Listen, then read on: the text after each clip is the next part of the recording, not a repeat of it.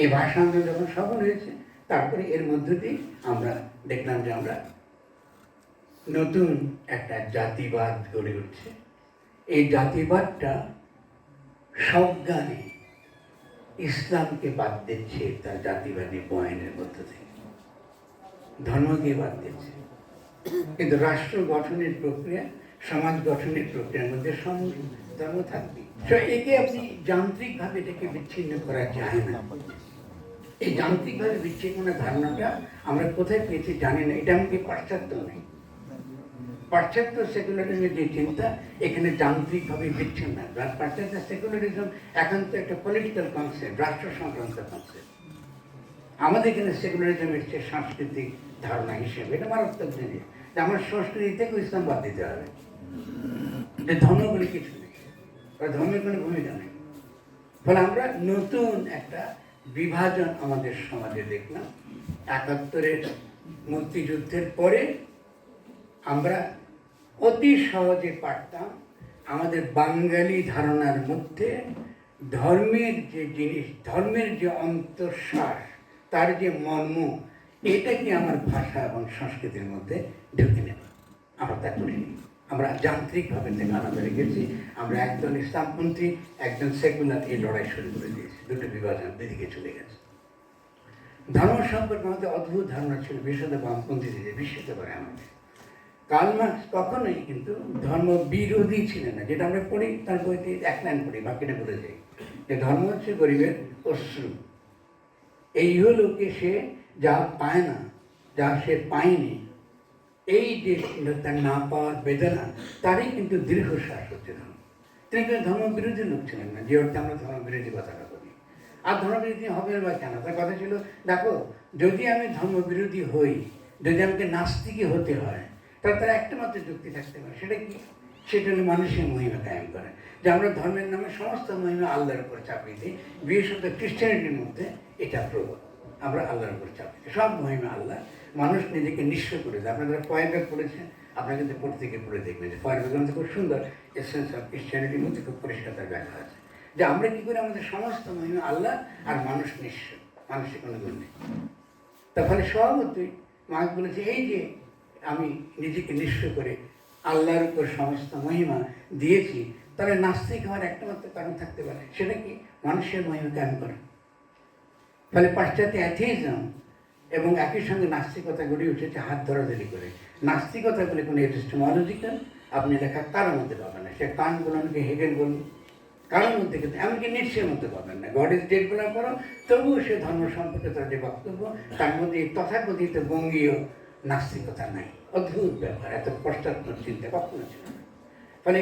ফলে বাংলাদেশে কোনো নাস্তিক নেই, প্রথম আমার প্রশ্ন, কখনো ছিল না, এখনো নেই।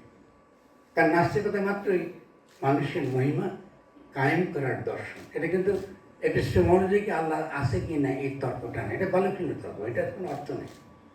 তো যেটা হয়েছে, আমরা এই কাজটা করেছি কিন্তু 70 পরে। তো মার্কস কি বলছিল যে ধর্ম, তাহলে আমরা কি ধর্ম নিয়ে চলবো না? এটা বলেন না তিনি বলছেন না, ধর্মটা কি সেটা, ধর্মের মধ্যে কি দর্শন থাকে? তেমন অবশ্যই থাকে। সেটা হেগেলের কাছ থেকে আমরা শুনে এসেছি। ধর্ম মাত্রই তার মধ্যে চিন্তা থাকে। মানে এমন ভাববেন না যে আপনি দার্শনিক রেখার চিন্তা করেন। ধর্মতত্ত্ব বা একজন আলেম বা ওলেমার প্রতি কোনো দর্শন নেই, এটা ভুল ধারণা। কোরআন শরীফের প্রতি কোনো দর্শন নেই, অবশ্যই কোরআন শরীফের দর্শনের বইয়ে ঘটে, আপনি পড়তে চাইলে পড়তে পারবেন। তাহলে কীভাবে পড়বেন? মার্কসের পদ্ধতি ছিল ওটা, আমি আপনাদের একটা প্রতীক দিয়ে বোঝাই। সেটা আপনি চিনে বাদাম তো খামসা করবেন, চিনে বাদাম খান। তাই চিনে বাদাম যখন খান তখন কী করেন? বাইরের খোসাটা ভাঙেন, বাইরের খোসাটা আমাকে ভেতরের শ্বাসটা বের করেন, তারপর ওটা খান। তো ধর্মতত্ত্ব এরকম। আপনি যদি ধর্মতত্ত্বকে দর্শনটা পেতে চান, তাহলে তার বাইরের যে খোলস, যেটা রহস্য আকার এটাকে ঢেকে রাখে, তার মর্মের দিকটা সে যেটাকে ঢেকে রাখে, এটা আপনি তার মধ্যে আহরণ করবেন। এটা কিন্তু হেগেলের পদ্ধতিতে আছে যে তার মর্মটা আপনি আহরণ করবেন, নিয়ে তিনি কী করবেন, আপনি তখন তাকে দর্শন আকারে হাজির করবেন। তাই হেগেলের যে বইটা আপনি যদি কেউ পড়েন, তার লজিক, সেখানে প্রথম কথায় বলতেছে ধর্মের যে বিষয় আর দর্শনের যে বিষয়টা একই।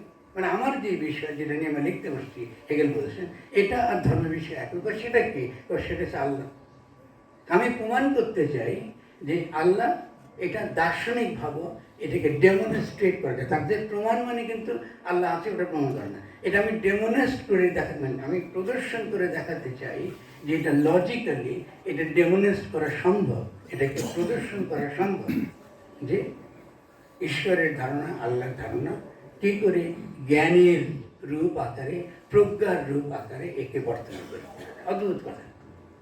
তো আমি আপনারা আমাকে একটু আগে দার্শনিক বলে আমাকে অনেক বড় সম্বন্ধে আমি একটু লজ্জিত হচ্ছে এর জন্য, কারণ আমি এত বড় জ্ঞানী ব্যক্তি নেই।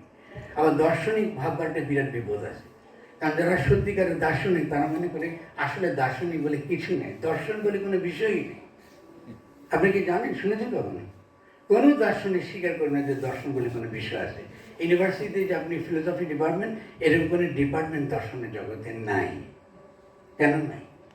একটা মাত্র কারণ, যদি আপনি উদ্ভিদ বিজ্ঞান পড়েন তো উদ্ভিদ বিজ্ঞানের সাবজেক্টটা, বিষয়টা কি, এটা আগাম নির্ধারিত থাকে, আগে ঠিক করে দেয় এটা উদ্ভিদ বিজ্ঞান। আপনি যদি ফিজিক্স পড়তে চান এটা আগাম নির্ধারিত থাকে যে এটা ফিজিক্সের বই, কিন্তু দর্শনের কোনো বিষয় নেই। যে কোনো বিষয় নিয়ে আপনি চিন্তা করতে পারেন। মানে দর্শন একটা সহজ বাংলা হলো সজীব এবং সক্রিয় চিন্তা। এই যে আমি এখন কথা বলছি আপনার সঙ্গে, সজীব এবং সক্রিয় চিন্তা। প্রত্যেকটা মানুষ সহজাতভাবে দার্শনিক, এটা তার ফিতরাতের অন্তর্গত, এটা তার স্বভাবের অন্তর্গত।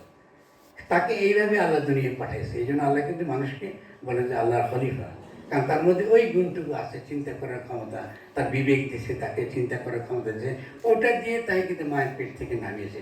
মায়ের পেট থেকে আপনি বেরিয়ে আসেন, আপনি কিন্তু আমি বগলতলার কোরআন শরীফ নিয়ে আসেন না। কেউ আনছেন কি? আনছেন? আনলে বলেন, আনতেও পারেন। যদি নিয়ে আসে থাকেন, কারণ আল্লাহ কোনো প্রিন্টিং প্রেস নাই আনফর্চুনেটলি। ফলে আপনি কিন্তু এসেছেন বিবেক নিয়ে, আপনার বুদ্ধি নিয়ে, আপনার প্রজ্ঞা নিয়ে, আপনার কল্পনা শক্তি নিয়ে, বিভিন্ন বৃত্তি নিয়ে। তো সেজন্য সে বলছে যে কোরআন যখন তুমি পড়বে, এই যে তোমাকে বৃত্তি নিয়ে পাঠিয়েছি, এই যে তোমাকে বিভিন্ন রকম কি বলে কল্পনা শক্তি, বুদ্ধির শক্তি, কেমন যুক্তির শক্তি, এত কিছু দিয়ে তোমাকে পাঠিয়েছি, ওটার দ্বারা তুমি কোরআন পড়বে যেন কোরআন কি এটা থেকে তুমি হেদায়েত পেতে পারো, পরামর্শ পেতে পারো। কোরআন কিন্তু নিজে কখনো আইনের বই করেনি, বিধান করেনি, কখনো করেনি। বলেছে আমি কি হুদালিল মুত্তাকিন, আমি যারা মুত্তাকি তাদের হেদায়েতের জন্য এসেছি, পরামর্শের জন্য এসেছি। যদি এই কথাটুকু, অন্য কথা বাদ দিন, শুধু এই কথাটুকু মনে রাখেন, আপনি সঙ্গে সঙ্গে বলবেন যে কোরআন কত বেশি দার্শনিক দিক থেকে কত ম্যাচিউর। সমস্ত আব্রাহিমিক রিলিজিয়ান যদি হিস্ট্রি আপনি আসেন, এই প্রথম সে নিজেকে একটা ধর্মগ্রন্থ দাবি করে নাই, কারণ কোরআন পড়ি, এক নম্বর। দুই নম্বর, সে কখনোই দাবি করে না আমি তোমাকে বিধান দিচ্ছি। কারণ কেন দিচ্ছি না? দিচ্ছি না এই কারণে তোমাকে তো পাঠাইতেছি বিবেক দিয়ে, বুদ্ধি দিয়ে, বৃত্তি দিয়ে, কল্পনা দিয়ে, কত কিছু গুণ দিয়ে তোমাকে পাঠাচ্ছি। তো তোমার একমাত্র কাজ হলে কোরআনে পড়ো এবং পড়ে ওখান থেকে হেদায়েত পরামর্শের জন্য তুমি পড়ো।